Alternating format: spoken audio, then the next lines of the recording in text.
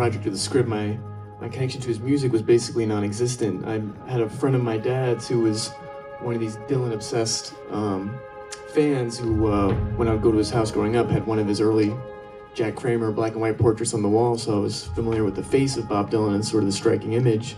But then when they approached me with the project, even beyond the music, the initial press conferences I was watching, in 1965 in San Francisco, and at a time when my career was emerging and having to do press and media for the first time and being very obedient about it and seeing how he would do it, I was like, wow, I've never seen anything like this. This is, it was very inspiring. And then dove into his music from there, and like I'm sure many people here, it's the gift that keeps on giving. To this day, I discover new music because this is a small chapter of his life what we see in this movie, and he had many, many different eras and expressions that continue to be rewarding in my own life. I'm given to understand that you worked with a dialect coach, you worked with a movement coach, you worked with a guy who helped you with the harmonica and the guitar parts, you worked with a singing coach.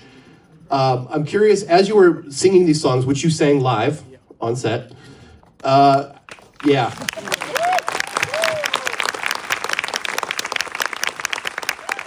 my bowels are loosening just saying that sentence. That seems so fucking terrifying to me. Doesn't sing with him, but I would argue she's the reason he goes from singing something like I Shall Be Free, which is what ends Freewheeling, and he's talking about sleeping with Liz Taylor and pissing off Richard Burton, to I Shall Be Released, in which suddenly he's like developed this incredible political consciousness and can kind of like level up a little bit. But for so often she's been like a footnote in his story. And I think one of the things I really like about her prominence in the film and the performance is that you get a real sense that she was her own person.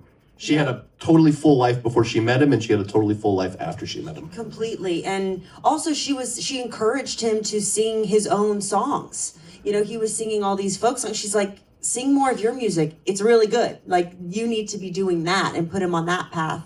But yeah, I mean, completely, she's a full person. I actually spoke to her during shooting, which was a little bit of mental chaos. Very intimidating.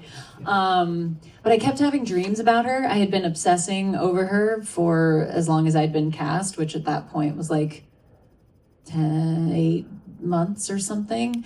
And my math is wrong. It was a long time. It was a long time. I wish it had been longer, but it was a long time. And I had like poured over her multiple memoirs and documentaries and just had been obsessed with her music. Actually, since I'd been obsessed with her music since I had first auditioned, which was in 2020. So I just was so familiar with her voice and just really had gone on a whole like love affair journey. And while we were filming, I just kept having dreams about her. And I asked to be connected to her just so I could like ask her a few questions. Like it just felt like this one final thing that I had to do. There have been movies made about Johnny Cash before. I don't know if everybody on the stage is aware of that. Like what? Yeah. What are they? I was going to make a walk hard joke, but yeah. I'd known about the script, and I'd kind of eyeing some characters and talked to Jim about it, and then Indiana came up, and then like Johnny came around, and it was a total surprise. And I didn't know that they were pen pals, and just the fact that he had reached out to Bob in admiration of his writing and his brilliance of his lyrics. So for me, it was, I think I had like maybe a month and a half, and then the strike happened, got a couple extra 3 months or something like that. But I just rehearse with really good people. Same thing. I've got, guitar coach, dialect coach, singing coach, movement person to hollow out your body, to get that sound.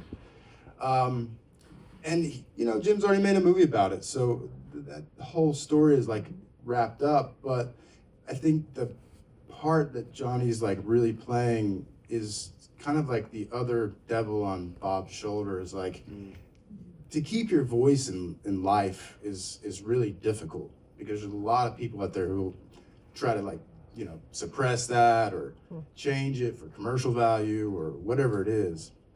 And I think what you're talking about with that middle finger is, like, he's a rascal. Like, there's, and he is, you can tell in his, you know, getting to know him as quickly as I could, as fast as I could, just to get his sense of humor. And I mean, that's really what I latched on. I mean, the thing that comes to mind right now is what Jim was saying in an interview we did earlier, which is when he sat down with Bob to go over the script, that he wasn't dogmatic about what happened in this period, that though it's been dissected by so many people in so many books, that there's a book called Not Another Book About Bob Dylan, that, you know, that to the man himself who went through it, he's not dogmatic about it. And I think there's something really poignant about that, and very true to Bob, very interpretive and creative, and more about the cracks in spaces more than what's actually going on. And it's, you know, a light forward for all of us. I'm just, you know, I always liked his music, but the act of making the movie, watching Timmy go through this journey, but also just investigating, reading these songs, listening to these songs, writing, you really, it's breathtaking what came out of him in that period of time. And it's monumental and kind of hard to believe, even for Bob. Is hard to believe how the songs were coming out of him at that period. But the kind of like what Timmy's saying, part of what I got from meeting him, and part of what I got, you know, it's this weird kind of research you do the reading, you do everything, you meet the guy, you read, you listen, and then you do this other thing that no one else does when they're writing a book about him, which is you act it out.